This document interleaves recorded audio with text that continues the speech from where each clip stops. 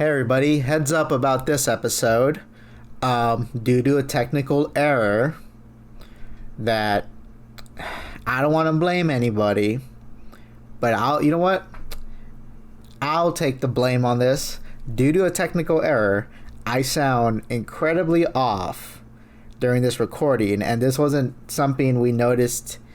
This is something we noticed after I was in the middle of editing, and I'm like, oh nah, this is. I just sound awful in this recording, and we already recorded this whole episode, and it has all our thoughts about the digital circus and our ranking and everything, and you could still like understand what I'm saying. I just sound bad compared to Spo, so this is just a heads up about what this is gonna sound like. I don't blame you if you don't want to listen to this episode. I just think that we said so much. It would be annoying to re-record this, and we also had this. We made this recording very time sensitive because we wanted to cover the premiere of the Digital Circus of the finale, and we've only had like literally 2 days before the upload date, right? So yeah, this is just a heads up. I sound atrocious. It will be better next episode. I won't blame you if you don't want to listen. So, anyway, get us to 1,000 subscribers. You don't have to show people this episode to convince them to subscribe. All right. Okay. Sounds good. Thank you. And we already used our Digital Circus opener. What do we... Did we? Did we do the fucking Digital Circus?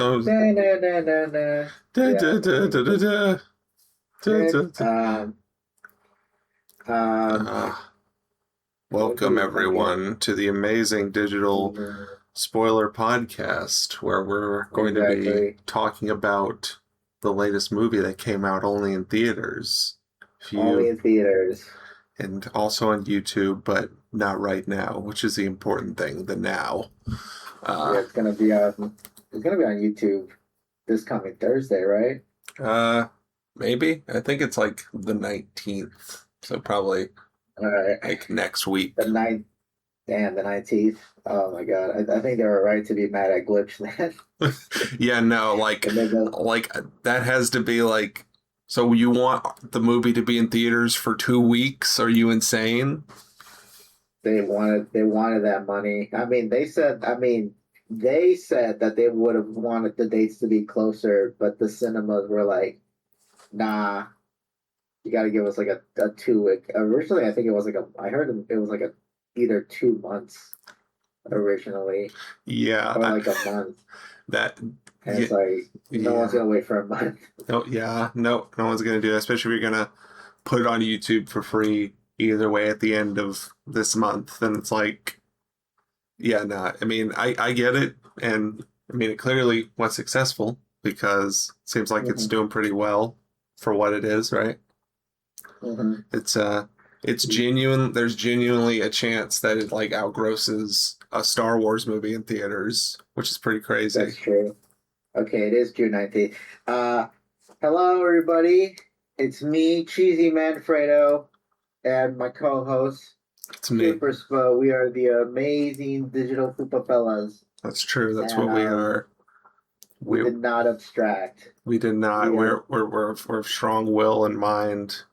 The abstraction allegations were false. We did not. Right? Whoever's been telling you that, I'll be honest with you, they're probably lying to you. They're probably lying to you a lot more other things that you're not knowing about. So you shouldn't trust them. You should only trust us, the Fupa Fellas. There are probably a bunch of anti-Goose workers out. They hate her. The Goose Works haters are out strong. They were trying to tear down this movie.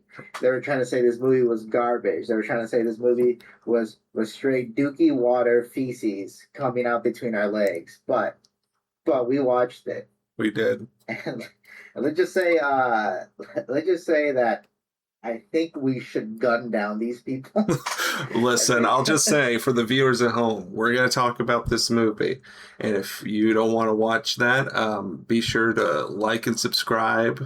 We'll have another podcast that isn't glitch related for once, where this is... If you hate Gooseworks, like and subscribe. And then quietly walk off a cliff. All right, but okay, if you hate Gooseworks, Yep. if you saw the leaks and you were like, "This is garbage," I'm gonna put fucking Jack's abstracts on my fucking header. To in order to spoil me, Cheesymanfredo. Let's just say that This is starting to sound very, very specific. Let's just say Gooseworks finale had so much going on. It was way more complex than your little fucking sneaky little spoiler headers to get to me. All right, but no, but that's true though, because I saw one guy like a week before the movie came out, like his header said Jack's abstracts, Oh and my it's god. like, all right, okay, well, this isn't fucking like this isn't. It's not like, yeah, you mean the guy who has Skywalker, the most obvious death flags in the show. Like, yeah, I made it like but yeah, no, it still sucks. I did have to like mute a lot of words because I was like, I can't trust Twitter in 2026. It's an evil place filled with evil people. True, exactly. Vile, a hive of scum and villainy, exactly. And I mean, I think I dodged a lot of the spoilers really well. That was the one that I saw. Yeah. I saw way more subtle spoilers like the day of because I saw it on the premiere. I think the one spoiler I saw was like, there's like this comic where it's like Gangle is like, I wonder if anyone else can say the N word. And then like people, then she like says, "Are any of you blank black?" And then it's like, it turns out that was canon. Turns out I was right that Gangle is black. That was pretty canon.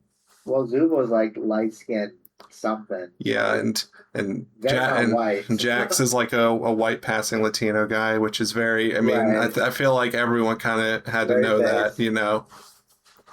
Very base. You see the personality, and you're like, yeah, no, you're definitely a white passing Latino guy. It's funny, but I really like. I knew in the back of my head, like, because people would draw their like what they think they look like as humans, and I felt like too many people were too like married to the color scheme of the avatars. Yeah. So it's like, no, I don't think Jax would wear purple. I don't think the human version would just wear purple, or the human Pomni would just have like the Pomni colors. I don't think it works that way. I mean, it's only scanning your brain. It's not scanning your outfit. Yeah, I mean, it's kind of one of the things where you want to make a human version of them, but you want it to read as a human version of them also, right? Without having to put a big like name and an arrow pointed to it. I wonder how much like Gooseworks was influenced by like people's fan art of that. And I know he must have seen a couple because like the problem with there I criticized Gooseworks a little. The problem with Gooseworks is that she's a little too online. Yeah. Well, not too online. I think she's probably as online as me, and I'm pretty online. So she would see the criticisms and the art, and they probably saw that comic too. Yeah. About so it's it's just yeah. No, I mean, I definitely think you're right because like the fact that they're so open to answering questions and stuff, and then basically like, yeah, some people have already guessed what their names are just through pure happen chance of like so many people guessing them. She said one thing where I think like she was panicking, or she was like kind of the nervous sweat drying of her soda, being like, ah shit, when you see someone post something that's scarily similar to how the ending's gonna go. And it's I mean, the thing is that like when it comes to that, I mean, ultimately I feel like she stuck to her gun. Yeah, like because I think the movie definitely I mean, I guess we can go from the beginning here, just like so. We go to the beginning. It starts with Zach Hadelfish.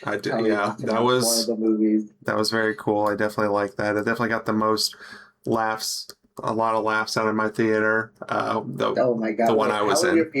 How was your theater experience, Spo? Tell me. You know, there was like it was interesting. So like, it was pretty fine for the most part. There were a lot of cosplayers there, which I expected with there on like a Friday night.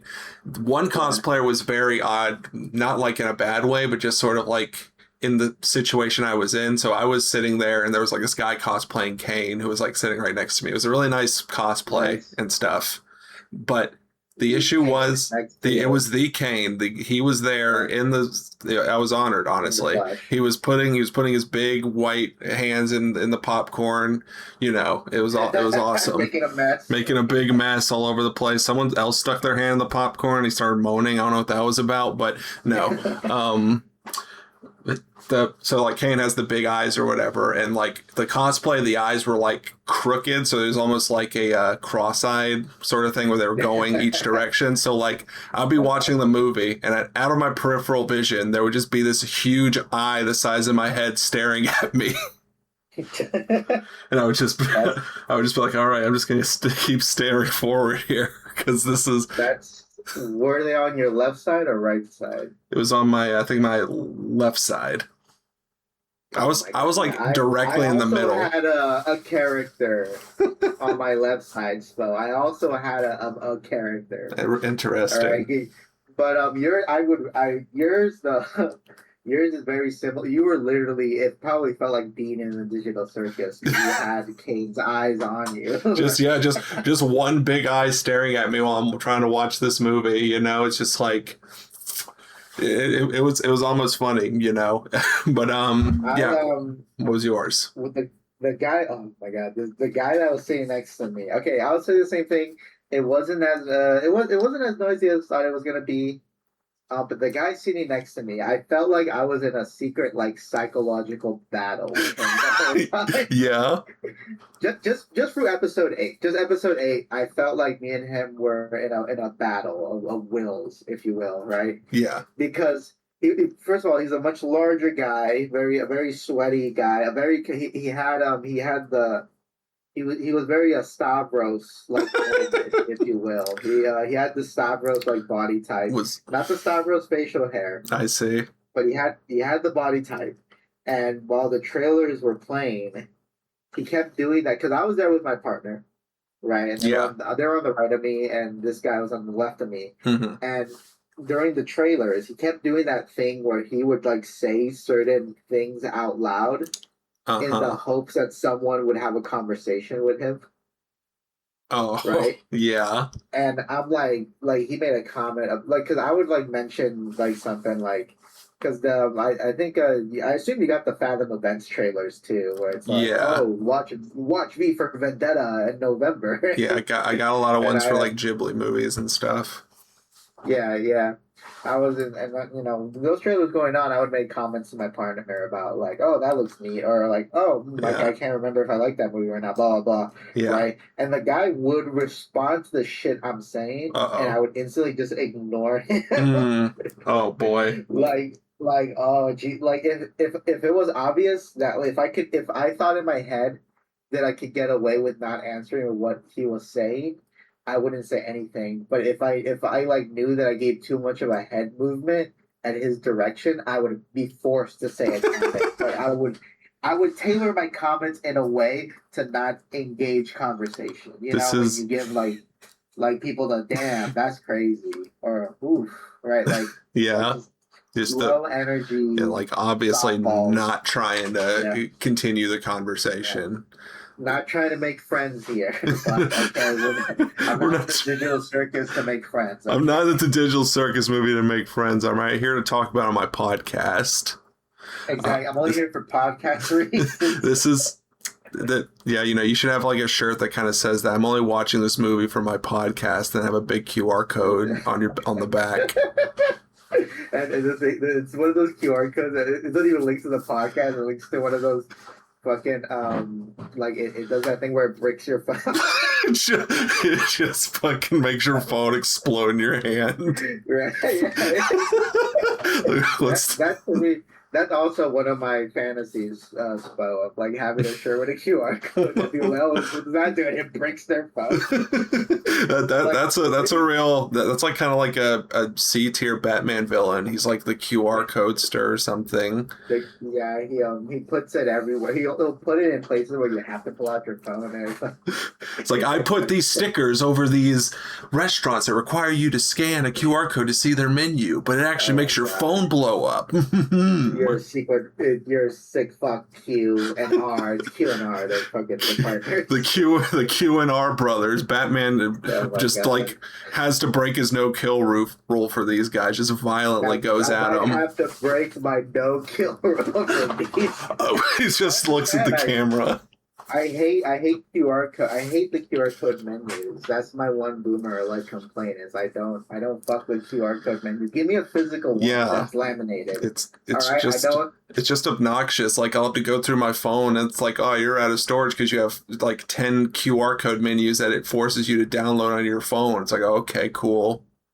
That's cool. Like I love why the fuck does this like fucking like hipster ass chicken place need to like track me?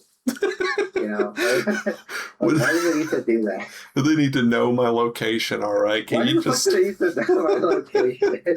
Every this is also off topic, but earlier I was talking to my boss and he was trying to he was coming up with this idea of basically like, what if like you kidnap customers? What? But kind of like to give them a movie experience, right? Like you pick them up to take them to some sort of like reenactment of a set or something, and I'm like, what? That's interesting. And it like had like an app that has your location, and it's like, all right. Well, so like, what? You just kidnap people? I know you take them to, and like the thing is that like we got distracted because the customer showed up. Yeah. But in my head, I'm thinking, is he trying to like? Is he like just kind of like inventing ARGs? Is that what he's doing? Is he trying to do like the McKinley Manor kind of thing, where you fucking sign up and they just beat the shit out of you? Man. This has nothing to do with the epic gentleman that was sitting next to me at the digital circus. Yeah, no, you're really. So this guy, that was only like the beginning because there's more. I see. I haven't got to the climax of this story. Okay. But basically, episode 8 starts, and this guy is quoting lines from episode 8. Oh Lord! And I'm like, oh God! Oh. My nightmares have come true, and in my head, I'm like, I don't like confrontation. I don't think a lot of people do. But in my head, I'm thinking, like, am I going to have to be the guy to tell this guy to shut up? To, like, be like, dude, just do that to him? This is becoming a Curb Your Enthusiasm episode. Like, Larry David goes to see the Amazing Digital Circus movie in theaters, and he's having to sit there while some guy is quoting it, and he's just like, constantly trying to chime in with conversations between him and his wife or whatever, and he's like, I'm trying to word it in a way so he won't chime in or anything. It's like, why don't you just tell him to not talk to you? Larry's dating like a girl that's barely 19. he's dating a 20-year-old. Like, we're gonna see a movie. He's like, okay, what movie? It's Digital Circus. The finale for a show is like, okay, well, that's fine. I mean, it doesn't matter because I already wrote the greatest finale ever, the finale for Seinfeld. So I'm not worried about this, right? He's just like weird. He doesn't understand. He doesn't get it. He's like, so the ribbon and the toy character are fucking, right? That frog girl was kind of hot as fuck. Okay, but Spo, that you don't understand. This guy, this gentleman, he was quoting episode 8, every other line for line. And in my head, that's a red flag. That's a red flag, Spo. Because you know what that means? That means he might start singing It's a real countdown. You're sitting there like, oh God. Yes, I was that's my head space the whole time because I'm thinking because months before when they announced the movie was coming out and I got my tickets, I was in my server saying like, I swear to God, if anyone starts singing in the fucking movie theaters the Kane song, I am going to create like the #1 on the top 10 darkest moments of the digital circus. I'm going to when #1 on that list. Okay. Listen, when Watch Mojo makes a video about that, I'm going to be at the top of that list. You're going to see my picture. I don't know what I'm going to do. Yeah, my face and what I did to those moviegoers.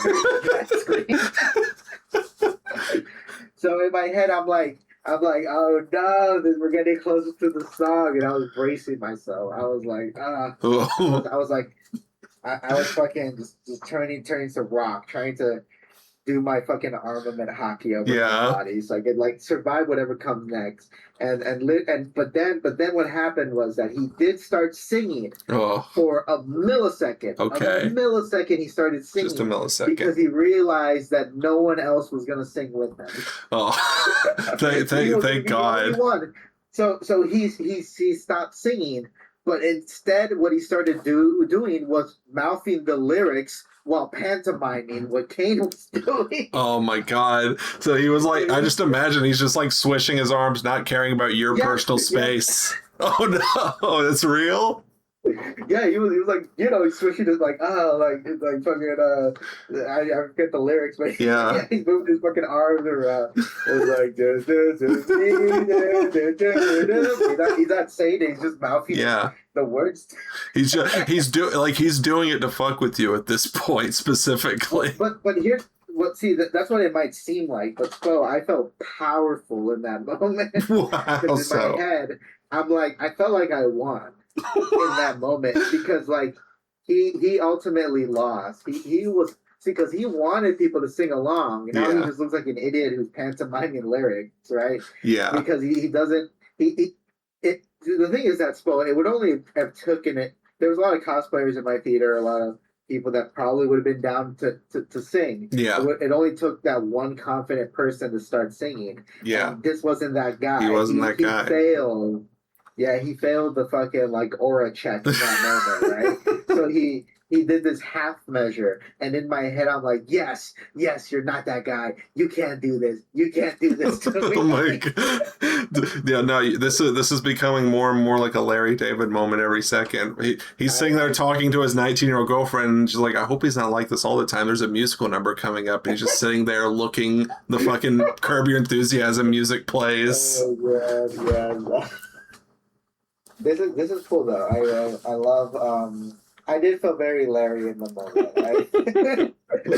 That was really awesome. No, that is genuinely like the worst case scenario I think you ran into. I just had like a big eyeball look at me.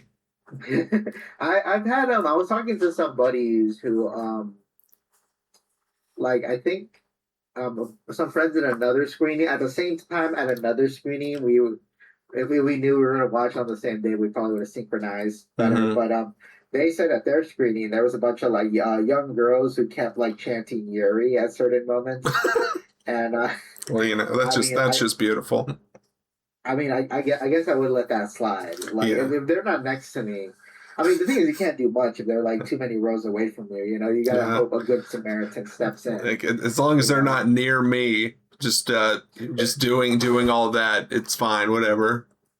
I had one time. Oh my god, this is another off topic. But one time I went to go see I think it was Sonic 2 in theaters. Yes, I went to go see Sonic 2. Yeah. And I was with a friend of mine who's a big Sonic fan, a huge Sonic fan. I see. Right, but specifically, they're a big Shadow fan. Shadow is like their everything, right? Mm-hmm. At the very end of Sonic 2, when Shadow shows up, they were like hopping in their like seats, squealing. You know, that being said, they were grown ass adults. So I instantly like grab their shoulder and be like, all right, calm down, because like I knew there was kids in the audience and I didn't want them to freak them out.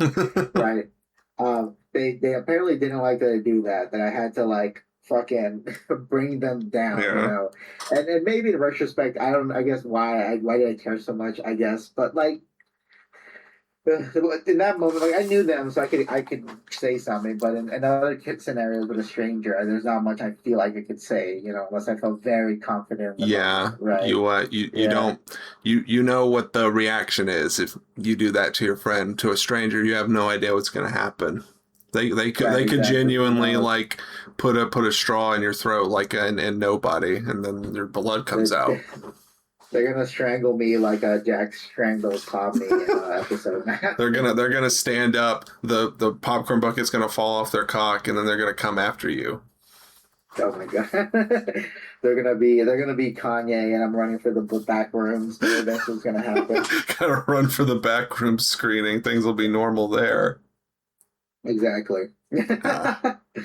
All right, but yeah. That being said, that was kind of the highlight of episode 3. Episode 8. You know. Yeah, it was cool seeing on the big screen and stuff. But Mhm. The It was real a good meat. choice. It really did like yes, it was a smart choice to play episode 8 before episode 9 because episode 9 like starts off like fucking gloomy and gray. Yeah, like it doesn't. It's basically just right into it, which makes sense. Yeah, I mean overall though, Spo, I just want to say that I love the finale. I think Yeah. yeah, I feel like I remember like even I think it was a month or two ago. Gooseworks tweeted out something about like saying like before the finale comes out that if anyone wants to give her like feedbacks or criticism about like her direction Yeah. or writing, she would appreciate it. And I made a tweet. I quote tweeted the tweet saying that I don't think we could tell her anything that's going to be useful until the finale comes out, Hmm. and I feel very vindicated Yeah. because I feel like the finale is kind of like the thing that connects everything together. That's kind of like, oh, this is where it was all leading to. This explains every choice, Yeah, in like my you opinion. can't You know, really criticize it. I mean, I guess you can, but until it's like really done, like especially for I something that's think, a mini series like this. yeah, because it's like it's serialized, right? So it's just Yeah. it's parts of a story. It's not episodic, right? And I think the thing is that like what was throwing a lot of people off, me including, was that it felt like it was almost episodic. Hmm. Like it could kind of go back and forth a little, but ultimately It. it's this bigger jigsaw puzzle that she was putting together, and Yeah. like all the choices that I was like wondering like, well, I wonder what was up with that choice. I wonder where that's leading to. Makes sense now, right? That being said, that doesn't retroactively make any of the episodes I didn't like good now, Hmm. right? Like I still I mean we'll talk about the episodes we don't fuck with like later, Yeah, we can you kind of know, do that like ranking. But yeah, no, I get what you mean. It's definitely a show that could have opened itself well to like a very episodic formula and sort of spacing out those sort of character development moments. But yeah. I think it still did a good job regardless of like keeping that stuff balanced. Yeah, I think this would be a good if you're rewatching it. I think the best way is just to watch all the way through, Yeah, I mean it's like or like watch like half and then watch the other half later. fully coolly. You got to watch it all the way through. That is true. That's the only way to watch it. But yeah, what do you think, Spo? What are your thoughts? um Anything in particular? yeah, I mean I think it was a pretty good movie. I think I agree with you with having episode 8 before it really helps sort of frame everything because it kind of just gets right into it. There's definitely some stuff in it that I feel like I feel like a lot of people might have been disappointed thinking that like a lot Maybe of an this epic lore. yeah, or that or a lot of the stuff that they predicted ended up being true in a way. Like they're like I've seen a lot of people say it was kind of predictable, but it's like I still think it did it in a way that was satisfying for the characters. Like, I think yeah, I think that being yeah, it's there's this thing with kind of like when it comes to like knowing what's gonna happen. Something there's like a difference between like I mean like I said earlier, like the guy who just like put in their header like oh Jack abstract. So it's like yeah, yeah that could be a thing that happens, but there's a difference between yeah. um Like, how is it like framed in seeing the that story? exactly, and I really love how it's framed. I Yeah, like that it happens subtle, it happens off screen, and I'm like, oh, that's really good with the whole like yeah, one of the like kind of allegories that or the metaphors that they're putting with abstraction is that it's kind of like suicide almost, you know. yeah, Um, and I think that, but I think what's kind of interesting is that it's not exactly like suicide. I'm thinking it's kind of a lot like the way people kind of misrepresent what fusion is in Steven Universe. Like a lot yeah. of people like simply equate it to it as like sex, and it's like no, it's not. It's not sex. It's a little bit more than Yeah, that. it's There's kind of more going on. It's more of a personification of a yeah, relationship than any anything, kind of relationship, whether it's like platonic or familial or right? whatever. Or abusive, Yeah, right? And the thing with abstraction is that it's kind of like this when a character kind of goes through a psychotic break, Yeah. right? And to the characters of Digital Circus who haven't experienced in that because like they're to them there doesn't seem to be a way to experience abstraction and then come back from it. Yeah. It almost feels like a death sentence. Like it's like that person is gone, you Yeah. know. But they're not, and that's the whole thing with what Jax was trying to get away from. He was trying to get away from being vulnerable with people. He kept pushing people aside, Yeah. And the thing is that Pomni is maybe the first person to enter the digital circus who was mentally like fit, was able to like see through all of that. Was able to and the point is that it's not about saving Jax. The point is it's not about like justifying the things that Jax did, but the point is to understand what Jax did. To Yeah. understand why he did all those things, and to show that even when they're abstracted, they're still a person. They still have feelings, Yeah. and those moments where Jax is kind of like, I don't want to go. He realizes, it's that fucking like the view from halfway down, kind of situation. Yeah. That Yeah, is. and I really love that. That was Yeah. great. Yeah, that is something I really like is that, Jack's abstracts or whatever, and like all the abstractions are around and they don't like fix them or anything. It's just like, okay, we'll give them a better space to like exist and be themselves and like in a way that isn't like this dark, scary hole. It's like a little aquarium or whatever. But they're an upgrade, I guess. Yeah, I mean, I guess it's better, and I think that's just an interesting way to be like, you are different now, but we still respect you. You still have autonomy. Yeah. It also kind of like goes with the whole thing about like, what did you feel about when Kane came back? Because that was definitely surprising. I was kind of like, I guess it does make a lot of sense though, like because can't really delete. You can't, because like he's kind of the guy who makes the whole thing exist. So it's the fact that it's still around in some capacity. Yeah, exactly. He runs the show. He's the big dick in charge. Right. But yeah, no, I definitely like the concept of him kind of coming to terms with what he is and like, apologizing and them kind of realizing we're kind of all we have is each other. We tried to show that to Jax and he didn't want to take it, so let's extend that to Kane here. And I think the stuff with the other half was a bit like odd how it kind of just gets brushed under the rug, but like otherwise it's like fine. I liked. Wait, what other half? When he kind of the little blue half or whatever that I guess was bubbly, kind of just like, oh yeah, let me take that in my head right quick, and which is fine. Yeah, that was fine. I didn't need like. I wonder if at any point while they're writing this, they're kind of like, okay, do we need 2 Steven Universe speech moments? Is that like, can we fit that in the finale? Does Pomni need to give Kane the Steven Universe treatment too? Yeah, no, I think the movie had enough of characters kind of standing around and talking about their feelings. As much as I liked it, I think Kane kind of just reflecting kind of in the void was a lot more interesting. Yeah. Because Kane isn't like stupid. He's supposed to be like an AI. He's supposed to kind of like get better, to understand.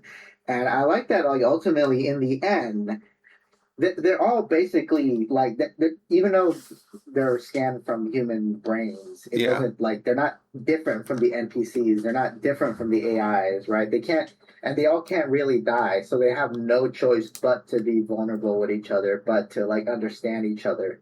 Right, like there's no other option but to do that, right? And I think that's a thing why like Kane gets redeemed. Kane is open to being better. They all could make this space way better, Exactly.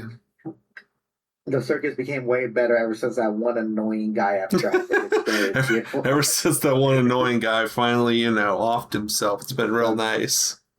Yeah, we've been having a good time. We've been having fun. It's been majority AFAB here, which is really great. Peace has been reached. Yeah. Right. Yeah. That being said, I think Yeah. I think I aside think from, I feel I think yeah. something I really liked is I don't know if you're gonna bring it up, was the stuff with I feel like it's pretty obvious there was some, trans stuff going on with Jax there. Oh And yeah, I yeah. mean, like, It's it's pretty like basically the nuanced. text, but it's also like, I liked how it Yeah. tackled it in a way that, because I guess it's easy to do that, or I guess it'd be hard to do that without sounding like a PSA. It was like, oh, I'm transgender. And, I think they do it in a way that feels very real and probably is from a sort of lived Mhm. experience on Gooseworks' part. I guess Yeah, that's I'm reminded of a scene from like I don't know if you've ever watched High Garden Spice, but there was a scene. I'm not. There's a But scene go where on. like the main character has like a teacher who's like you know a kind of like the Cerberus Snape or whatever, and who was like friends with her mom, and she ends up looking at an old picture of him and with her mom, and he's a girl in that, and instead of like leaving that for the audience to be like, oh, okay, I guess he used to be a girl, the guy kind of looks at it as like, oh, I bet you're wondering how that happened. Well, you see, I'm transgender, and it's like this whole explanation, which is like, I feel like especially this show's already made for adults, you can kind of leave it to the people to put the pieces together. You don't have to like explain it. I know what a trans I person is. I get that. I think though, I don't know. The thing is, like, hmm, I don't find that to be a problem because, well, it's not like, I mean, I think there's this thing that I noticed that kind of happens with we are getting more trans stories, Mm-hmm. right? And I think if there is a scene where someone like explains, I mean, if it's overall like connected, the thing is that I don't know, I don't really find that a problem to be honest. I mean, like I it's think it not like overall depends on everything. Um, it's not because like I guess offensive or anything. It's just like it feels like you're not really respecting the audience's intelligence, I guess. I I guess, but to me, it's like I don't know. I don't know if I agree with that. Because if it's like, oh, let me just explain how this works. Because there's like so many like you watch so many things already that just casually explain something, like all Yeah. the time. Like oh, did in fucking JoJo's Bizarre Adventures when Iggy's fighting Pet Shop, did they have to explain that a bird's bones are hollow? That's why he gets really, really good. Like, do they have to explain that? Like no, they didn't have to because at this point you already accepted that they already accepted the superpowers. They have to explain how Listen, them. listen, in JoJo Part 5 a character trans their gender and it just happened, Like yeah, that one was like antagonist character who was just a woman for a bit and it's like, actually they're a man now. On a sweet, I never know how to pronounce their name. There's Yeah, a in JoJo currently there's a trans character. exactly. I think too. But I think it's like I don't think there's nothing wrong. The thing is, to a lot of people being trans is new. So like Yeah. even though it's been around since fucking forever, Yeah. it's new to a lot of people. So it being explained isn't like the worst thing ever, Well, and for some people like that's fine, especially if you think you're hitting like a younger audience. Like I don't need a scene where Ribbit's like you gotta start taking HR, you gotta start taking digital HRT now. we're gonna make some digital HRT for you, buddy. We're gonna do. We're gonna make some digital HRT for you. We're Don't doing it our fast. don't freaking worry King about it, won't find Jax. out. Kinger is famously homophobic. I said Kane, but that'd be fucked up Yeah. if he's homophobic. Like, oh, we fixed Kinger. He's mentally sane, and he's like huge homophobe. Oh It's no. like Hmm. Pomni, What why was do you that like about? wearing all those masculine outfits so much? Shouldn't you wear something more feminine? It's like, Oh oh god, we gotta make him crazy again. it's subtle. He keeps calling Zubul by her, and He's he just keeps fucking insisting on Kinger's it. the master of microaggressions. Oh my god! Yeah, exactly. I think nah, but I like nah. I think it's fine. Like Yeah. that's not the worst thing. I think overall, like, look, all we need is like there's gonna be a thing that's gonna comes out that's gonna be like it's gonna have like a trans focus where someone just explains it. People are gonna be more okay with it. Um, because it's not like the biggest, like it's not like the worst, like thing ever. I don't know. Yeah, I no. don't know. I don't really have a problem with that. Yeah, That's not the worst thing ever. I'm getting a little sidetracked. I get you. Yeah. That being said, really great. Loved it. Yeah. I loved it. I did. So did you cry? I'm not trying to make fun of you. I cried.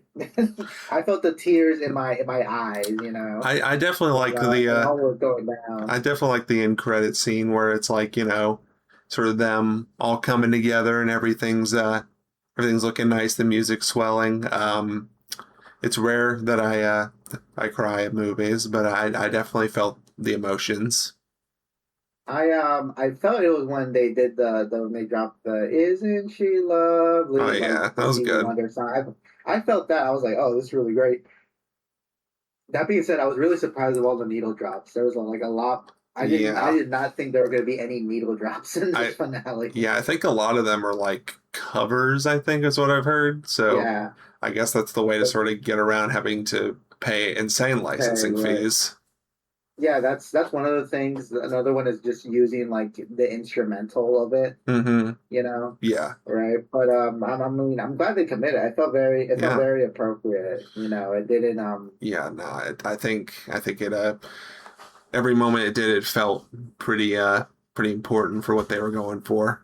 right. It's also interesting how much crying was in this finale. It felt like they never cried any episode before the last episode because they were saving all the crying for the last episode. Exactly. That's when you got to save it all up there, you know. Yeah, you had Pomni saying Ragatha was her bestest friend in the world, so it passed the Bechdel test finally. The show Yeah, did. it did it finally. We finally did it, guys. It only took 9 episodes. It just took to the finale. That's how you know it's the finale. They both looked at the camera and said, "We passed the Bechdel test." I think it this reminds me back to the quote that that Goosework said about she considers the main character to be Jackson Pomney. Yeah.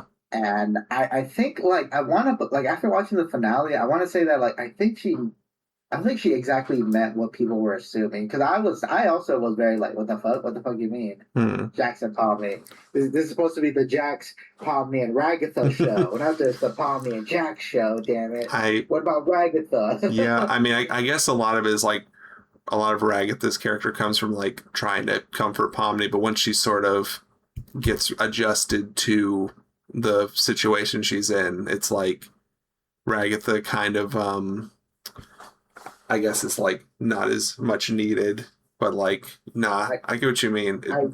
I think what Gooseworks was like trying to because that was kind of my thoughts at first, but I think what Gooseworks was meant to say is that like the characters to kind of get the most development are gonna be Jackson Pomney, right? Yeah. And I don't think that makes them like entirely main characters, right? Yeah, I mean Jax is basically the main antagonist, and so he's the conflict. They are like like him and like the things going on with Kane. Like this is like the main. I think after watching all of this now, I think the one bit of criticism I could give the Gooseworks where I feel like I think there's nothing I would really change about the show at this point. I think the one thing though, and I think this is us like what people were insinuating when like the one thing you keep hearing is people saying that they wish the show had like filler episodes. Yeah. You know, right? But I think what people actually meant, they didn't mean filler. I think they meant is that they want more like character building. More characters interacting with each other. Yeah. In groups because like I mean, I guess we could. I mean, get into the ranking right now if you want to. If you don't have anything else to say about. Yeah, I mean, I see what you mean because it's like, it does kind of feel like Pomni, Jax, and Ragatha are kind of in their own quadrant, and like Zubul and Ganglar are kind of in their own world where it's like Zubul like barely talks to Pomni. Yeah, like I rewatched the whole show and before the finale, and it's just nothing they there. Barely interact. Yeah, nothing to say to each other. Yeah, no, I mean, I guess that's fitting in a group like that, but it's also like if it did go for a more had more episodes, I'm sure you could have done something with their dynamic, like put them in like a bottle episode where it's like they got to do something or whatever.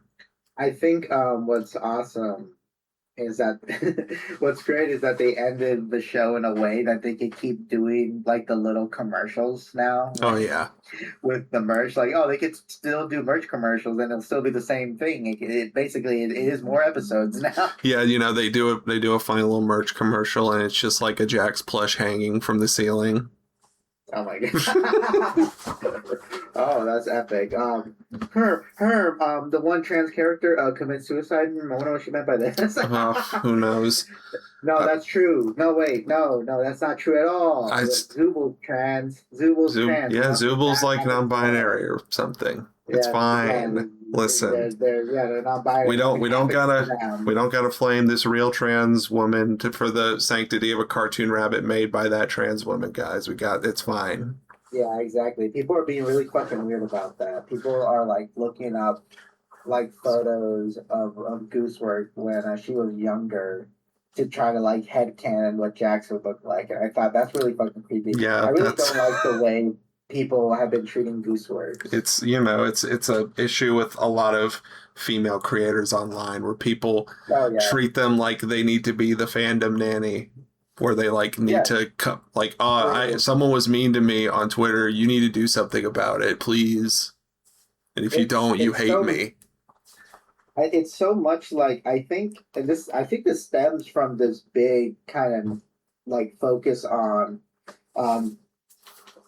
enjoying like art, not on the fact that it's art, but on a kind of as a tool to, as an excuse to be social. Yeah, as like that's what a lot of fandom things are. I feel it's a lot of people are putting like the cart before the horse of like, I want to be social first before I actually enjoy this thing. And that's why it's so easy for like a lot of these people who probably don't really fuck with the digital circus but are part of the fandom, they're gonna jump ship to the next one. Like whatever, right? Because they're just in it for the social interaction. They're not in it for like because they like think, oh, this is really great, this is really well done, Yeah, and I think like that, because it's a similar thing happens with a lot of big shows like Steven Universe or whatever. It's like people think, oh, this show's bad because people are annoying about it online, but eventually the people who were annoying about it either move on, like you said, or they grow out of that, and then like all you're left with is the show, and you're like, oh, hey, this is actually good. Right, exactly. It's true, and I like I think 100%, and I think that's why like you see people, because this is one guy that I quote tweeted about like who says they want to check out Digital Circus, but the fandom is like so cringy, and I'm like, are you watching the fans? Like, yeah, it's like that's temporary. Like the show's gonna be the thing that exists forever. Mm-hmm.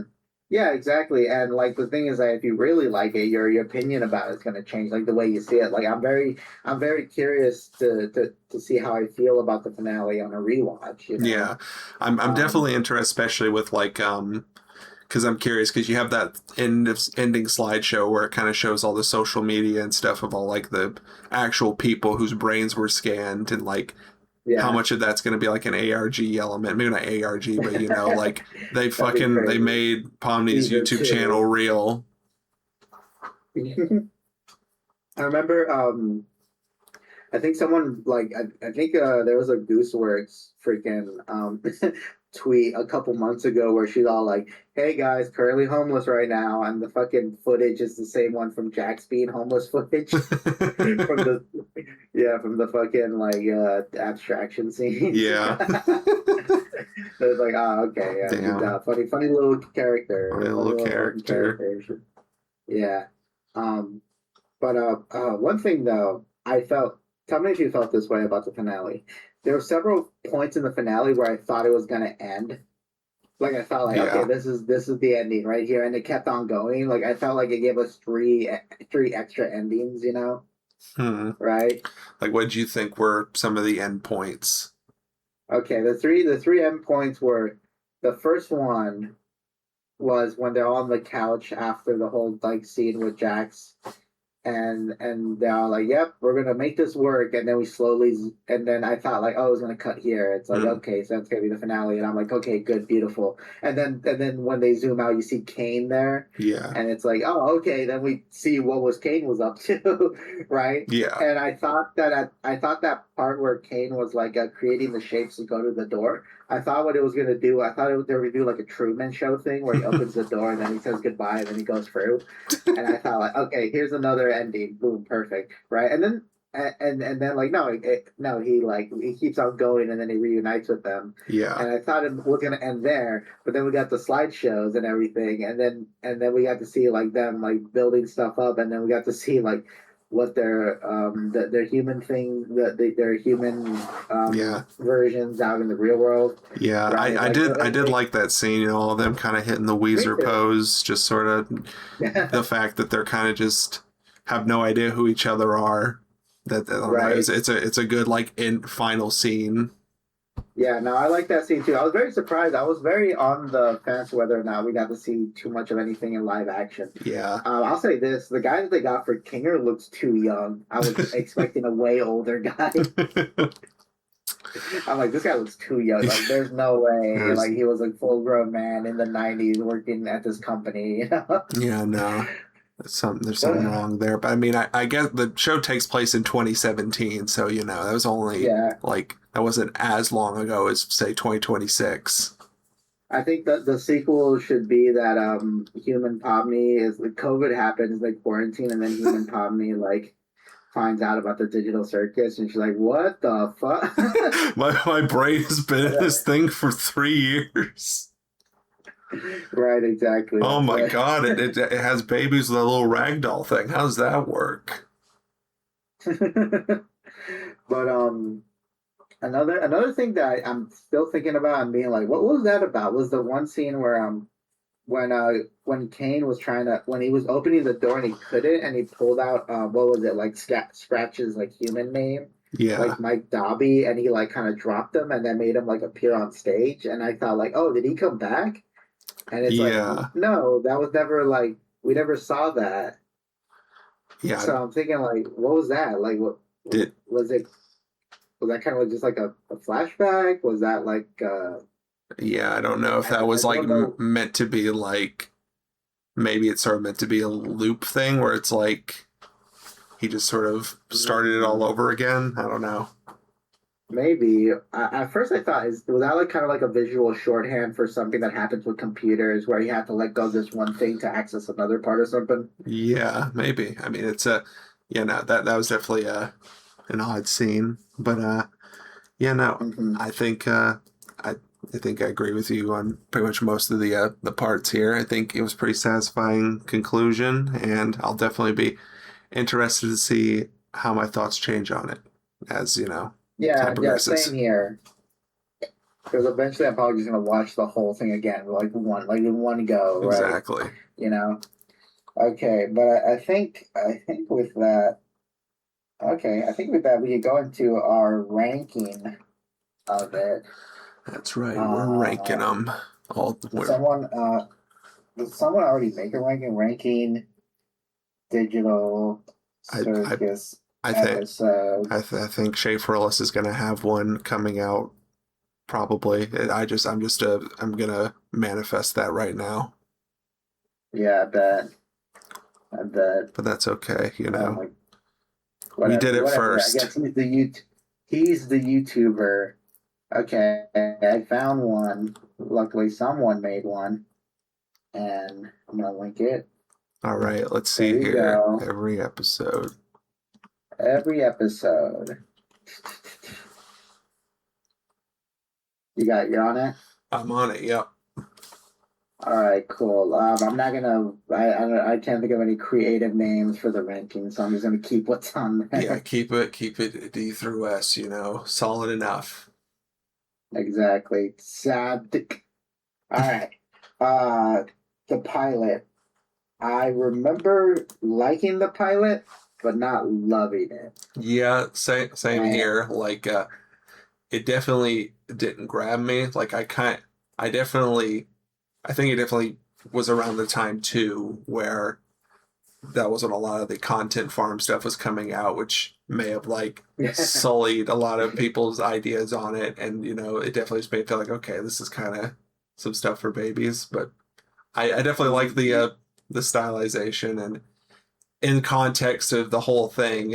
I think it had a vibe, yes, that was very consistent. Like, okay, the vibe and aesthetic were like kind of like, okay, this is the vibe, this is the aesthetic, this is like the way we tell jokes, this is the comedy. That was a very consistent thing, and they were like very like good to keep that consistent in every episode. I feel even in the episode I didn't like. Yeah, no, definitely. I think it kept a strong identity throughout the whole thing, which is probably a benefit of it, you know, being a mini series where you can basically like, here's the beginning, here's the end. You can write it all out and keep it consistent.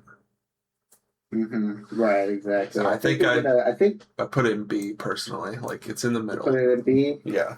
I'll probably put it in A for me.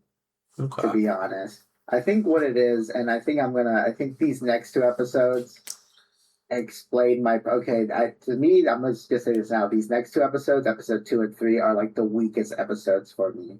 Interesting. Because I feel like they're too similar to each other, and I feel like all the problems I have with one are the same in these two episodes, and that's a thing where they kind of like will like in a normal episode you have your A plot and your like B plot, right? Yeah.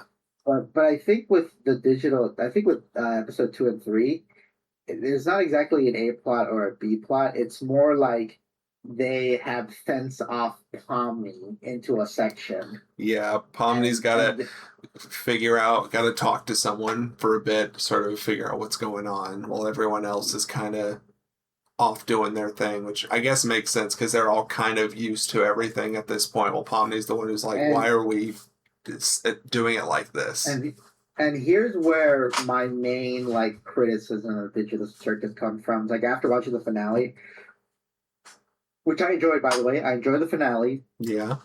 But now watching the whole thing, seeing where it all is going to, I see where the issue lies, where my main issue lies, and the fact is, and this goes with like people's like complaint about like they should have done filler episodes.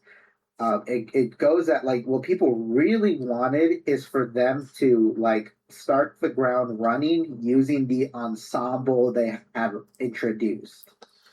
And what I mean is that like we get at the start we just get too many scenes where Pomni is just by herself. Yeah, you don't get like I do think I agree with you there, especially with episode 2, that the stuff with her and Gummy Goo, you definitely could have had that happen with a bit more of a relevant character. Which, or like imagine if like Pomni was stuck there with Gummy Goo and another character like Zubul, or Ragatha, exactly, right? Like that's what I felt it was needed. It needs if they're gonna get stuck, there should be other characters because like the B plot or what the characters were doing on the surface, it just wasn't like kind of like narratively like there wasn't nothing emotionally happening. There wasn't like anything too kind of plot related, you know. And I think something about like when we see all of like Jax's POV through the abstraction, it's implied that like a big reason why these characters like Ragatha wasn't really talking to Jax and there was this kind of like barrier between them is the fact that there was drama happening. That when Pomni steps in, there's already drama in the group. Yeah. But there's no we don't get the hints of drama. All we get is that like, oh, Jax is kind of like an asshole, and everyone just is kind of cool with it, you know, or everyone is just kind of like, whatever, Jax, right? Like, and to me, that doesn't really like signal drama. I mean, I guess it's a little realistic to like when if you join a group and you have no idea if people hate each other in the group, but like they could have at least given us a little bit more drops. Of, like it's one of those things drama going on, or like how the characters work, where it's like the only one who seems to be really keen in on it is Ragatha, who is a person who is a people pleaser who isn't going to talk bad about someone behind their back, while everyone else is either not been there long enough to really know what's going on, or is Kinger who is crazy? I think like, and I totally forgot that what was it? Freaking Zubul. I keep, you know what? And here's the thing: the whole like side thing happening where Kane is talking to Zubul, Mm-hmm. like that's like happening like outside of the adventure, and I keep forgetting whether that happens in episode 2 or episode 3. That I think it's episode 3. Yeah, it is episode 3. I think when it comes to episode 2, I definitely agree with you. I would probably put it in D. Yeah, I'm gonna put it. Yeah, I'll put it in D too, because like it made me like, because I get it now Yeah. that like, oh, why Pomni cares so much about Gummy Goo, because she has a lot of empathy, and Yeah. I to an extent I kind of knew that, but I didn't know that the direction was that like we want to show that you can have empathy for an NPC because we are going to redeem Kane. Yeah. We're going to show that your brain scan NPC AI doesn't matter. They're all the same in this world. At the end of the day, like everyone here is an NPC. Like you might have a human memory and may have been a human, but you aren't anymore. Yeah, and I was thinking like it'd be interesting to see Pomni and another character both react to this NPC, and then we get to see kind of like, oh, Pomni, who's new to this, her reaction to an NPC compared to someone who has encountered millions of NPCs at this point, Mm-hmm. Yeah, no. Right? And to kind of see like, oh, how does this kind of work, Yeah. But like it said, it just like defaults to like, I mean, what people want to call therapy speak, right? Yeah. They have the little moments where like, let's talk about our feelings for a second, which are fine. I have no problem with it. All right, don't. Yeah. I'm a fucking Steven Universe. We love therapy speak here. All right. We love therapy. We love speak. We love therapy. We speak. Here. We're both woke here. We love BoJack Horseman. All its therapy speak. BoJack Horseman. Yes, exactly. But that being said, though, like you introduce this ensemble of characters that people want to get to know, and literally in the second episode, you're all like, okay, all these characters, they're in their own place, like doing kind of unimportant things, while like something emotional just happening to Pomni, and I really don't like that. Yeah. Like use your ensemble, like use the ensemble, and also another thing, use the circus. Let's see a little bit more of the actual circus. Like imagine if Pomni, when she no clips out with Gummy Goo and the truck, they no clip back into the circus. Mm-hmm. So it's like, oh, these worlds are actually right next to each other. I think that could have been interesting. No. Because that's how you reincorporate your setting again. Yeah, I definitely see what you mean. I think we're saying it's similar to episode 3, and I definitely get what you mean. I think episode 3 is probably my S tier, though. I get where you're coming from it, but I think the fact that it is rooted in a lot more of the characters kind of helps it a lot more. For the longest time, I would say that I wish episode 2 was episode 3. Yeah. Because I think that, we get more involved with our characters. Episode 3 kind of does the episode 2 thing a little bit worse because we don't even see what they're doing up in the mansion. Yeah, I mean... It kind of cuts where they already solved the adventure. Nah, yeah. I get that's also a part of the joke in a way, and I think having episode 2 there is a bit of a buffer for Pomni's character where she's like, all right, I was brought to the breaking point, but I found someone, this NPC I can talk to. Maybe I can be friends with them. And then they're like, well, that didn't work out either. But maybe I can form a connection with an actual person here. That's sort of how I'm thinking the progression goes from there. And that's sort of because, she changes and is basically normal after this one, Pomni is. And I think it would. There's moments in the show that make me like. I think this is like another problem I have with the show, is that there are moments that make me think like, wait, haven't you guys been stuck here for years? Like, how come none of you have just casually mentioned this stuff to each other? Yeah. Like for example, when in episode 2, Pomni's all like, oh, Gummy Goo is coming back with us, and like. Right, I was like, oh, is that allowed? It's like, oh, I don't know. Have any of you guys tried to do something like that before? I mean, I think that get it makes sense because Ragatha is kind of meant to be sort of a, passive person who isn't gonna, brush up or do anything wrong or that they deem as against the rules.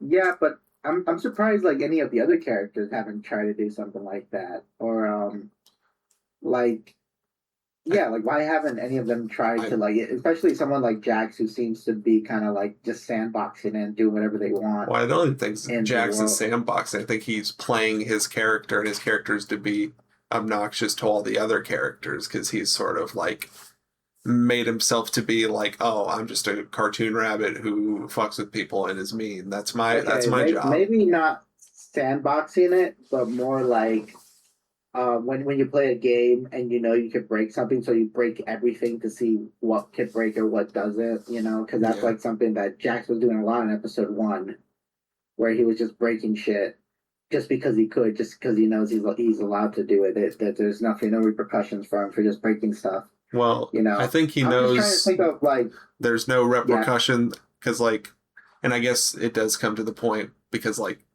he knows there's no repercussions if he fucks with the others. He knows if he messes with the rules of the game, that's when he gets put in a Clockwork Orange trap. Mm-hmm. He does it. What's the word? What's the word I'm looking here for? I can't think of it. Okay. Ultimately, what I'm saying is that I would want, if you're going to introduce an ensemble, I want you to use the ensemble. No. Like right away. No, I get you. I think another reason I like episode 3 so much is it kind of almost gives us a peek into Kane's contempt for Kinger, constantly mocking him and belittling him, and also his desire to be human because he makes this weird ghost thing that tries to possess Pomni so because he wants to get out because I don't know. I always thought that was an interesting little not really interesting little detail that I thought was interesting. I think it is interesting. I get that is a very interesting way to look at it. To look at every NPC as an extension of Kane. Yeah, that's sort of especially when you get to the beach episode. I mean, that one is basically just Kane venting his frustrations to the rest of the party through an NPC, right? Mm-hmm. Right. Yeah. More directly. Yeah. I think. Okay. Yeah. I think I did like episode 3 more than episode 2, mostly because it's more focused on an actual circus member. Yeah. But watching them side by side makes me think damn, these episodes are a little too similar. I'm hoping. I agree with you. In my head, I was so scared that is this what the show's going to be like? Is Pomni just going to be the therapist for everybody? I don't know if that's something I want. Yeah, no. I get what you mean. I think 3 was the one that really sold me on the show, though. I think it kind of showed me, okay, there's something a little more going on here than just her freaking out all the time. Okay, I think I'm a little bit more stricter because it was episode 4 that made me think okay, I'm in. Actually, after episode 4 and forward, to me, all those episodes are good. Yeah, no, I definitely agree with you. I like episode 4 a lot. I think it was also one of those things. Here. Yeah. Oh, yeah, I put episode 3 on C. I'm sorry, Slow. That's fine. We can't all be correct, but I think 4 is definitely an A for me. I like it a lot. I think it offers a lot of insight into everyone. You kind of see where Jax kind of gets his little goofy cartoon persona broken by menial retail work, which is I guess fitting for his character later on, where it's yeah, he's put in a real situation. Now he's not really able to do what he wants to. You're saying, right. know. So now he's kind of breaking a bit. Right. What I really love about this episode is that something that I was very thinking that I want to see more of is, here's the thing, the characters are already wacky and kooky looking, and they already like exist in a crazy, wacky digital circus. Mm-hmm. So to me, it's so interesting to put them somewhere that's normal. Yeah. Like, oh, okay, that's a better contrast to what you have going on, you know? Yeah. Right? And it also helps like reflect like, oh, what kind of person were they like in the Yeah. real That's what I world? mean. You know, There's a like basis in reality that sort of lets you know, okay, who are these people really like? Let's put them in a relatable situation. right, exactly. They don't yeah, they don't they have to work together too. That's another thing too. I wish we had the working together episodes sooner, you know. Yeah. Um that's something I was really that's like the thing that people really wanted. They wanted these characters just interact with each other, you know. That's why they fucking all the fan art of them interacting and like going on dates and whatnot and all that Yeah. stupid shit, you know. No, yeah, you're right. Um I think a lot of good moments. They even reference Halloween 3 in this episode, which I think is really great. I didn't really like Halloween 3, but I liked a lot of what Halloween 3 was going for. What was the Halloween 3 thing? I don't think I've seen that movie. Oh, you ever seen that movie? No. You remember that one scene where when Jax has to go inside the room to to kind of be like Clockwork Orange recalibrated by the Oh, gang okay, yeah. video? Oh, wait, yeah. No, I think I have where it's like, the Like, flashing light and all that. yeah, the doo, doo, doo, doo, that's from Halloween 3. Okay. Yeah. The movie. A lot of people would love to say that movie's underrated. It's a cult classic. Oh, I know why it's a cult classic because it's not that good. but I'll say this: the ending of that movie is really fucking awesome. Okay. The ending of the movie is really like, oh shit. All right. Yeah, I'll I definitely would just say just watch it just so you can say you've seen it and enjoy the really good ending because everything else about that movie is just all over the flipping place. I'll definitely have to check it out in June. That seems like the best time to watch Halloween. Yeah, true. Halloween 3. Halloween 3 Season of the specifically. Witch. Season of the Witch. All right. Right. I think when Okay. it comes to Untitled or, episode 5, I think this is an S tier for me. I think Mm, I think I do like. Okay, I do like. Yeah, episode 5 is. Trying to think. I'm like on the fence of putting it on S tier. You know what? I think it also does a good thing of like at least informing us about who these characters are by sort of looking at what their You know adventures what? are, right? You know what? You son of a bitch! You convinced me. Put it on S tier. Here we You go. fucking you fucking litigator. You fucking What can I you say? fucking beast. They call You got me. they call me the litigator. I'm always skulking through the swamps of They the call me. Nile, looking for a fresh beast to kill. You son of a bitch, you won me over. All right, I put it on S tier. Because I'm like, is this better than the pilot? And I'm like, yes. Put it on Yeah. S tier. Oh yeah. I think Or maybe I should put the pilot lower. Actually, now I think about it. I think smack in the middle is perfect for the pilot in B. All right, there you go. Okay, that's my line. Yep. Okay, episode 5, A tier, pilot B tier now. All right, now I'm reevaluating it. I see. Because I know I love the episode where everyone gets guns a lot more than this episode. That Not to is a say good that one. I think I think Untitled does cover a lot of bases for what people wanted. Where Yeah. they're like, oh, I want them to interact with each other more. I want them to be in more wacky scenarios. You know, now I think about it, I'm so surprised they never did like a Mario Kart parody. Well, they did that glitch cards game, right? Did they? Is that a real game? No, yeah, I thought it was like, that was like a real oh, game that like well, I don't think it's up anymore. It was made by that Bunlith person who made that Bloodborne card oh, game. right. Oh, cool. But That's neat. yeah, no. But yeah, no. I definitely like it cuz I think it does do the thing where you can kind of infer a lot of about the characters from what their adventures are. Like, a lot of Jax's are these sort of over the top silly ones because he wants to be like this over the top Not to character hurt people. who's the protagonist who gets to hurt people, the Bugs Bunny or whatever. I mean, you even see that in the finale to an extent where you get glimpses into each sort of path of his psyche, right? Right, yeah. That was really good. That was Yeah, really good stuff right there. Mwah. exactly. Um, I like the evil versions of them are pretty good. A lot of W goons W from this guns, episode. exactly. You know, Like they put like a bunch evil of Pomni stuff. there, Yeah. gave her those sharp teeth, and it's like, wow, dude. I mean, I failed Uh, no fap, dude. Thanks. wow, way to go, ruin no fap. Ragatha and the black dress, Yeah, come dude. on, like But that should be a crime, honestly. exactly. And they knew they knew what they were doing. They knew what they were doing when they put this cartoon character in a dress. They knew I had to rub my little peepee out into the movie. They knew I would have. Sorry. They knew I would have to do it. I'd be like, God, I have to get up and go do it. I gotta jack off now. What in the movie theaters? You just kept saying, "Oh, I gotta go check out the bathroom now." That's what that guy. That's what that guy said next to you.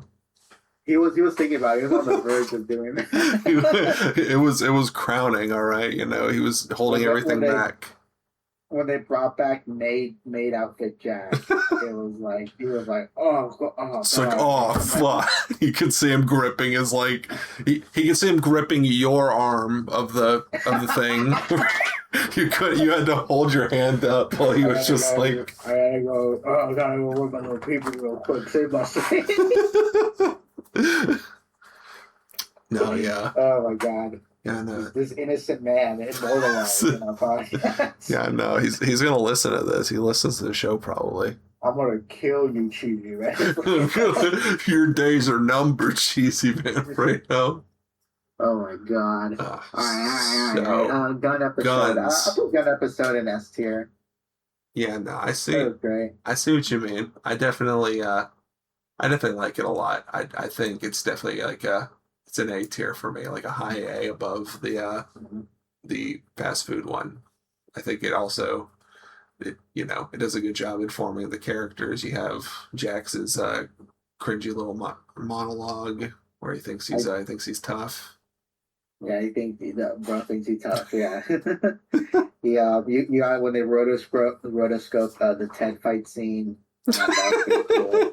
Yeah. Oh, he just fucking went right for the jugular like a chihuahua. Right. I think also I think though I like the Ragatha and Kinger scene. Yeah. But the fact that this is kind of like the third time this happened, like. I mean, it seems like Kinger is the therapy friend. Yeah, like imagine okay, say what you want. I love Steven Universe, but Steven Universe was delivering his fucking speeches at different locations. He changed it up. When Steven gave a speech, that motherfucker gave a speech at anywhere, anytime, any place. He'd do it right? While fighting someone even. He'll do it while fighting someone. He'll do it on top of the motherfucking the evil fuck ass space needle that Spinell was using. Yeah. Fucking on top of the other places too. On top of the whole ocean that Lap has held up.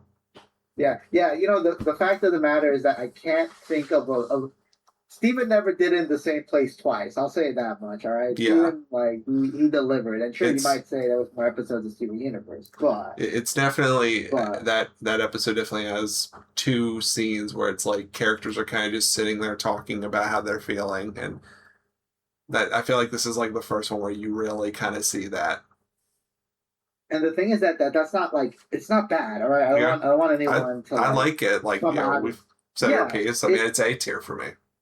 Yeah, it's fine. I like it too. I think though when you do those scenes, you do gotta kind of change up the location a little bit. I get it that Kinger can only be sane when it's dark, but there's different ways. I feel like there is. I feel like there's different ways to kind of present these scenes. I trust any bit of criticism that I give. Know that underneath it all, I trust that. Whoever criticizing Gooseworks is a creative person. Yeah, who can make their own choices. Yeah, someone who's acting in good faith. Yeah, exactly. I said it before that it's in old episodes, I said that like, oh, fan theories are fun and all, but like at the end of the day, I just want to be surprised. I want, Yeah. and and I think Gooseworks delivered. I trust they could deliver, and they did. Yeah. So it's all good and dandy. Yeah, it's very Yeah. emotionally satisfying, and that is what matters more so than being surprised. Like if you're watching something or reading something and you're picking up on the context clues and going into every detail and you manage to discover what's going on and then that happens. I mean, that's just like good job. You read the thing correctly. Right, exactly. Okay, I'll say this. The next three episodes, I mean, I'll probably say up front, I probably would put the next three episodes in straight up S tier. Yeah, they're all kind of one big piece because they're all Yeah, sort one of after coming right off another. each other. Yeah, there's so many things that happen in the beach episode that I thought happened in episode 8. Because in my head they're like merged together because they just come off one after each other, really easily, Yeah, right? So I exactly. mean that, and even like I mean I think with the way I was gushing about the last act, I think Yeah, I feel like our we thoughts are known on it at this point. yeah, I think, and that's why I think what makes me feel very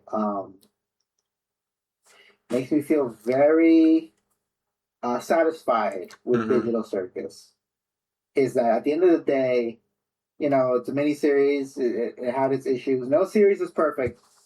There's no such thing as a perfect series, and I bet if they kept making more episodes, those episodes would be really good. Yeah, You know, I I, think it's something, and I know they made like a comic of like murder drones and something. I know it has and Digital Circus has a manga, so it is and I'm definitely not reading something. them. You're not reading it. And I'm saying that right now. Maybe I don't know. Someone's I'm gotta tell me. Is it like the Ava comics that have a different ending? I'm not sure exactly how it is, but I'm just saying like that is definitely an avenue that I'm sure Glitch will explore when they're trying to pimp out this series a bit more. Oh yeah, there's still some oil they could like Oh yeah. drill out of the series merchandise wise. Um, it's so funny to me that they still managed to do like a merch promotion at the end of this in the theater. Yeah, no, they were like, hey, Jax might be dead, but you can buy a little boo boo of him. It's so funny because it's like I could see like fucking like Kevin Feige sees this and he'd be like, "Shit, we need to start doing this for the MCU." Yeah, that genuinely might start a thing where it's like, fuck, dude. If we put a little QR code, you could buy a little Grogu Labubu at the end of Mandalorian. That would have saved it. Fuck. There's a tweet right there. Fucking the Mr. Boss gift was like, "Fuck the genius." When I think like Mandalorian Grogu scene, Digital Circus finale, have a QR code at the end for merch. It's like, "Fuck, that's genius." When I do that. Yeah, no, that is that I think that's going to revolutionize things in one way or another. I guess it depends on thing because if I go to Scary Movie and there's a QR code at the end, I'm not scanning that shit. All right, that's gonna brick my phone.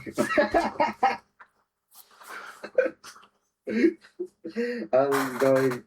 Yeah, you know what? You did a better choice because I was ready to say like, yeah, I go to the back room and they have a QR code at the end, and I'm thinking like, oh, is this for some epic back rooms merch? And it's an ARG, and I'm like, I don't want ARG. ARG, this fucking sucks. You throw your phone. Fucking sucks, dude. Sell me a backrooms mug or something. Sell me a fucking Captain Clark, whatever the fuck his name is, mug.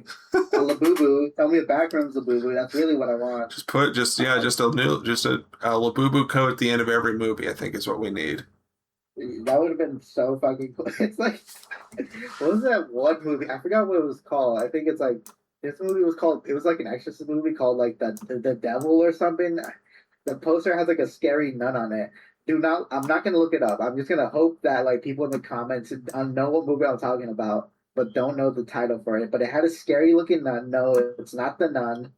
It was like years before this. I think Bush was still president or Obama. I think this was Yeah, first term Obama. I think I Scary know what nun you mean. It was poster. like it's called like Drag Me to Hell or something, right? No, not Drag Me.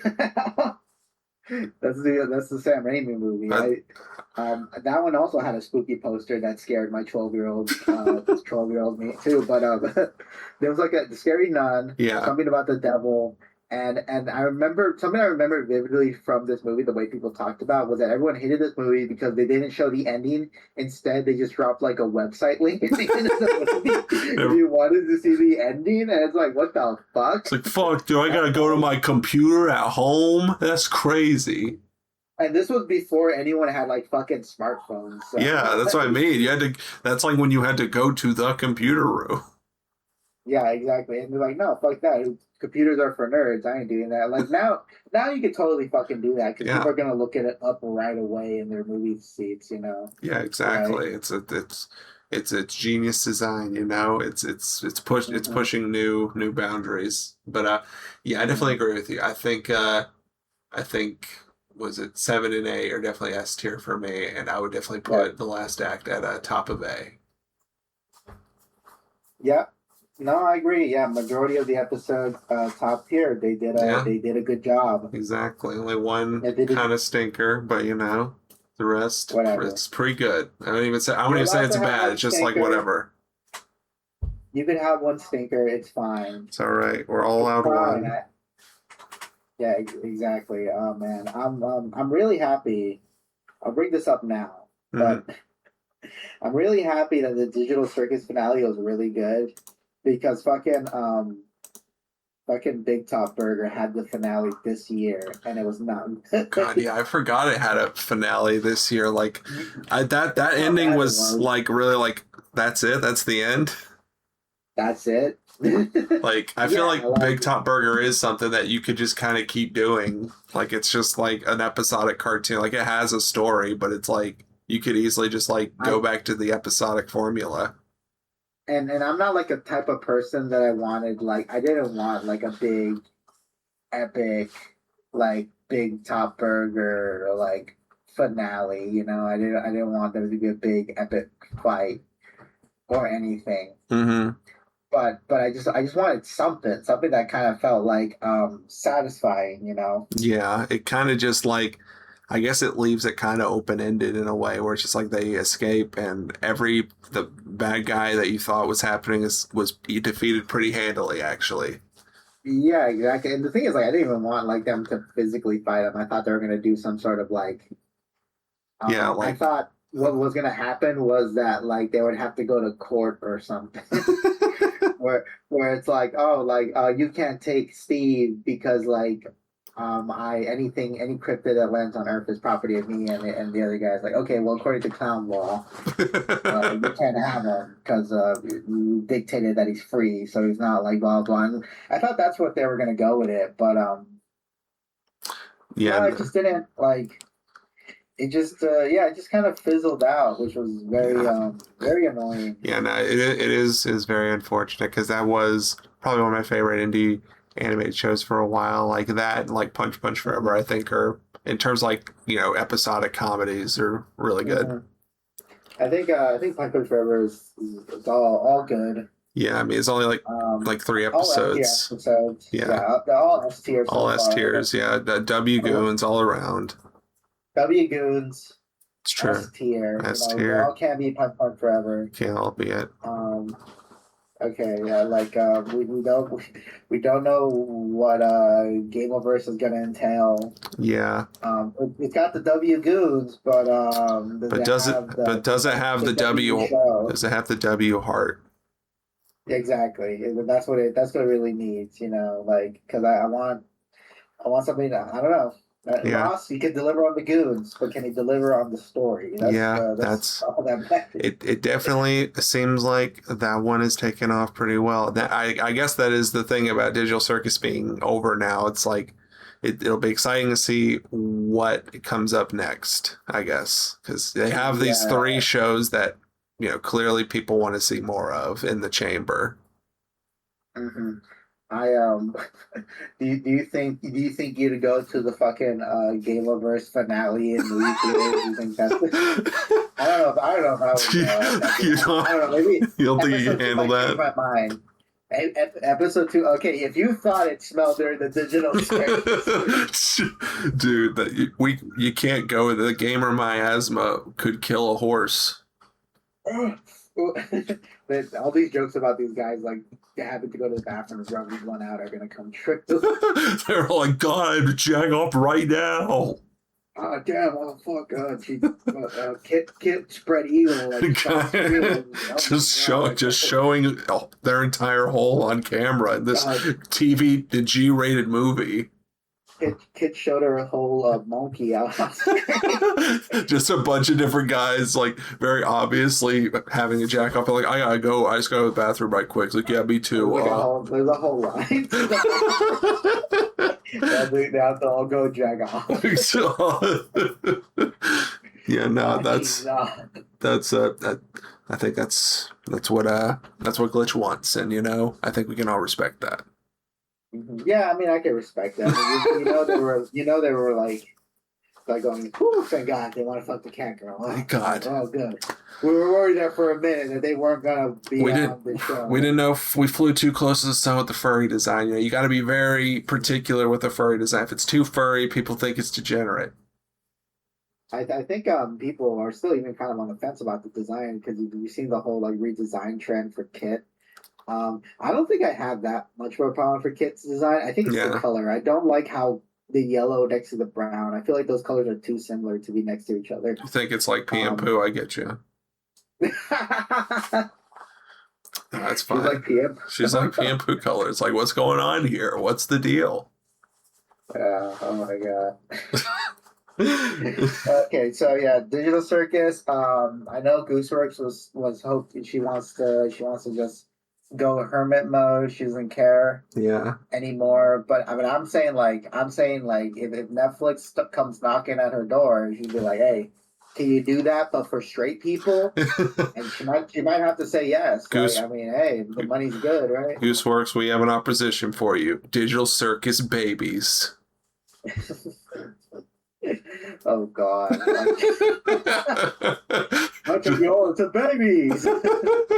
Oh, what the fuck, Kate? I want to be a baby. Yeah, no, I think that's the next big venture. All right, that's what's on the horizon, folks. They need to do like Digital Circus Party or something. They need to do a party game. They need to do a kart racer. I think it's getting added to Fortnite. You can be Jackson Fortnite. Oh yeah, you could be Jax, huh? Or Kane. I want it to be like Pomni, but she's like weirdly long, like the Jake the dog, like Fortnite skin. I don't know if you've ever seen that. I think I have. I think it'd be funny as Kinger, and then you still have the floating hands. Oh my God, it should be Zooble, and then if everyone's Zooble, it fucking crashes the server. I feel like Zooble is the most pickaxe coded character ever. I think. Yeah, not true. They do have pickaxe written all over. They got a pickaxe head. Yeah. Oh my God. We love that. We love using. This looks like an OC template. Like you can redraw him on any character. Yeah, no. It's perfect. They rendered like Jake's body. They rendered Jake over like Finn's body.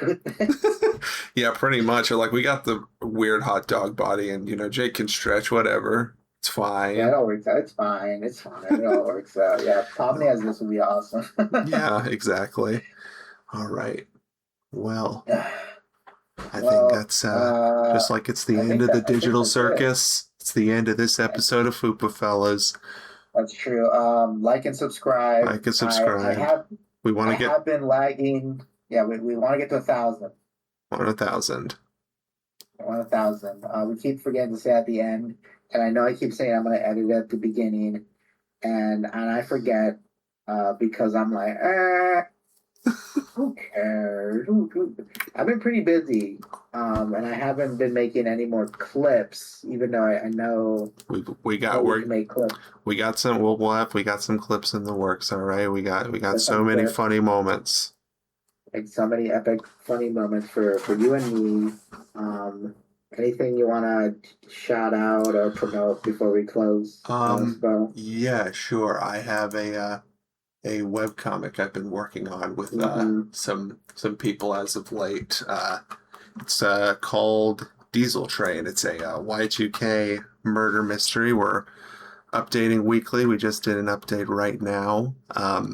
Got a website for it and everything. I'm sure It's really good. Thank you. I appreciate it. It's really good. I'm curious to see what happens. A lot of things are happening. A lot of characters in this one. Oh yeah, a lot. It's it's Twin Peaks meets Fully Cooley is the thing I have sort of called it.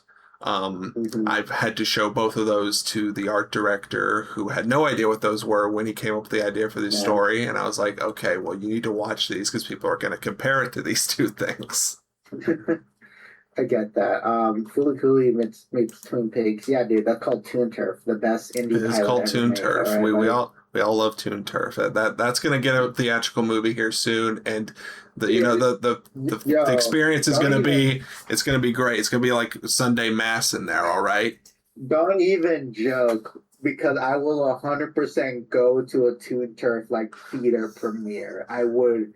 No joke. I would go to Toon Turf. All right. You'd be in your best dress. I'm not being ironic at all. I'm not joking. All right. I'll go to Toon Turf. Theatrical release. I'll cosplay. I will be the I forget his fucking name. You will paint yourself blue. I will be the Sprunky, whatever he calls himself. But it's a great pilot. I know I'm forgetting the name. I know it's coming up that I'm being ironic, but I'm not. I'm 100% sincere. I think you are too. I think you're being sincere here. Yeah, exactly. But yeah, check out Diesel Train. It's like Yick. Sorry. It's like Yick, exactly. It's the first Yick like. The first Yick like, yeah, and I'm gonna make the second Yick like. When I make my own the next original comic I do is gonna be the next Yick like, second Yick. It's gonna be the next first Yick like, also known as the second Yick like. It's gonna diverge the evolutionary tree, and they're gonna start calling it Yike Likes. That's gonna be the name of mine. It's gonna be called Alex Yikes. Alex Yikes. Alex Yikes and its epic adventure. Absolutely. Right, but I guess I'll shout out real quick. I probably should be double down on this more, but I did a little campaign on Ko-fi because I saw a resurgence of my old webcomic, My Alien Girlfriend Doesn't Know I'm an Alien, and I thought, like, I wonder if I could ride this way to convince people to bring it back, because I had to put it on hiatus for a lot of reasons I can't explain right now that happened in my personal life. Yeah. Right. Yeah, but essentially, if I get I like that one a lot. So yeah, I definitely think y'all gotta help bring it back. Yeah, bring it back. Help me get it into a position where I can continue it, because I think what I would want to do is get enough money for it just to kind of like compensate me while I make the first couple chapters, but I do eventually just want to get someone else to draw it. I think that would help me like get to a better place with it. You know what I'm saying? Exactly. Yeah, and also you get stickers. I have like My Alien Girlfriend stickers. So if you if you donate, well, go to the Ko-fi, buy the stickers, because the profit for the stickers go into the donation, right? So that all works out, right? Exactly. All right. Wow. Okay. All right. I think that's it. Yeah.